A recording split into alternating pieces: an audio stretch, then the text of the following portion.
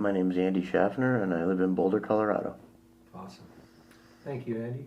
Could you tell me a little about your life, about how you came to be disabled? Early teenage years ended up with bad stomach issues, intestinal issues, and it took them several years to diagnose it as Crohn's disease. And pretty much from there on out, it just kind of went downhill. I mean, the way they diagnosed it was that I got a blockage, and they ended up having to do emergency surgery and remove about 2.5 feet of my small intestine, including my ileum. And then there was pretty much no doubt that it was Crohn's at that point, and they had suspected it, but they'd also suspected everything from lactose intolerance to, I don't know, you name it. Basically, they went through a number of different wrong diagnoses before they actually figured out what it was. Lots of different drugs, lots of different wasted time, and lots of different wasted money. What kind of drugs did they give you? Sulfa drugs were big back in the 80s at that point in time. Prednisone, I've had to off and on throughout my whole life for at least the last 20 years take azathioprine, which is a drug they give to patients that have had organ transplants. It helps the body to accept the organ and not reject it. It's basically what Crohn's is an autoimmune deficiency that your body attacks itself. It causes its own inflammation. And so you're trying to lower that, or at least that's what they were trying to do using that. But what did all these pharmaceuticals do to your body? It basically wiped out my teeth, wiped out all my calcium. Now I've got osteoporosis. I've got, I should also mention that I was in a car accident. I have a spinal fusion in my lower back as well. But in terms of the Crohn's and the drugs that I've taken, osteoporosis, degenerative spinal disorder, basically ability to enjoy food. You know, I mean, I used to love eating, one of my favorite things in the world. And with Crohn's disease, unfortunately, part of it is throwing up a lot, and stomach acid on your teeth after so many years wipes it out. And a lot of that had to do with the sulfa drugs that I was on. My body completely rejected the sulfa drugs, and they kept me on them even though my body was rejecting them. For whatever reason. I still don't know. But it was me that took myself off them because I was tired of getting sick all the time. So how did cannabis come into your life?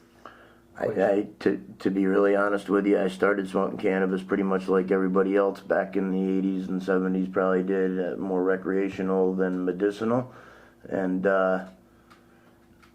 without knowing it, was basically saving my own life and medicating then. And the way I see it is that my body knew it needed something.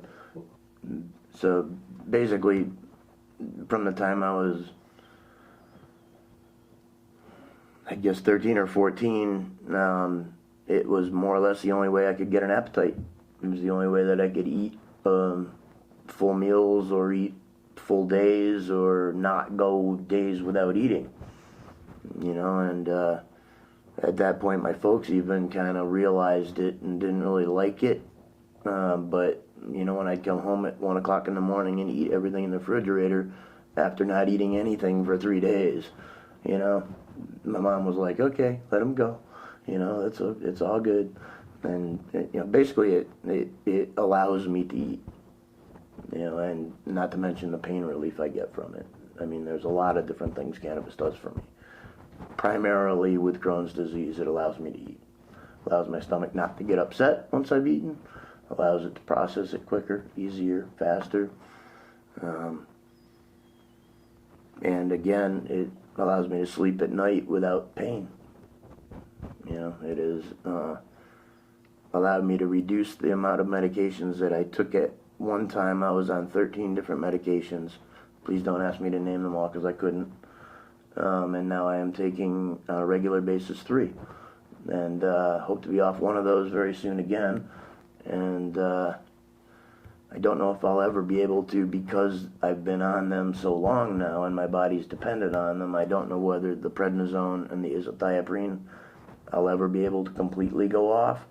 Hopefully I will. But the only other one that I take, and only as needed, is an oxycodone, an opiate, and I've been able to reduce my usage of it. And the doctors are amazed because no one who uses opiates reduces their usage of them. It just doesn't happen. At least that's what my doctor's told me. She's amazed. So I continue to use it and recognize it more as a medicine than I ever did, and have seen some pretty amazing things, not only with myself but with close personal friends and relatives too. Okay, for the sake of other Crohn's patients, tell me, what do you find to be the most beneficial? As a Crohn's patient, what's the most beneficial means of medicating? Without a doubt, in terms of speed of medication, smoking and or vaporizing. I would always recommend vaporizing, although I grew up smoking. Eating, as far as sleep at night and pain-wise, edibles, definitely.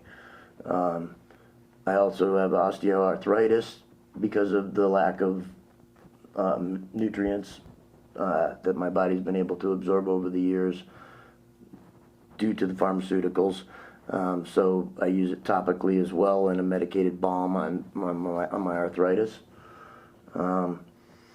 But as far as the eating and pain relief, without a doubt, for me anyway, either smoking or vaporizing. You see, concentrates? Concentrates, you have to use a lot less and it acts a lot faster, without a doubt. Without a doubt.